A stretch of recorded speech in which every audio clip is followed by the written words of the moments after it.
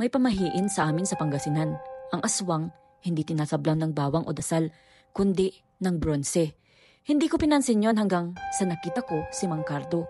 Tahimik, laging may sombrero, nakatayo sa tapat ng bahay gabi-gabi. Hindi kumikibo, hindi gumagalaw, parang bantay ng dilim. Pinento ko kay Lolo.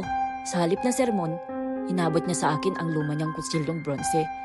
Pag may lamig na dumarating, ihanda mo to, sabi niya. At nang dumating ang gabi, mainit, pero biglang kinulabutan ang balat ko. Nag-brown out, may kaluskos sa bubong, mabigat, hindi pusa, hindi tao. Pagdungaw ko sa bintana, may gumagapang sa kisame, papunta ng kwarto ng kapatid kong bagong panganak. Bitbit ang bronse, binuksan ko ang pinto. Nakita ko ang nilalang, itim, mahaba ang dila, nakasubsob sa tiyan ng ate ko, parang hinihigop ang anino. Sigaw ako ng sigaw pero walang boses, kaya tinakbo ko. Itinarak ko ang kutsilyo sa braso niya. Sumigaw siya, parang kinoryente, umuusok ang balat, at bago siya tumalon palabas ng bintana, nag-iwan siya ng tingin, hindi takot, galit.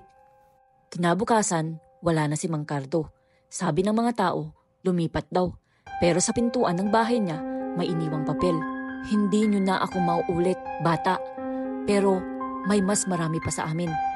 Hindi lahat natatakot sa dasal, pero lahat kami ayaw sa bronse. Simula noon, dala ko palagi ang kutsilyo.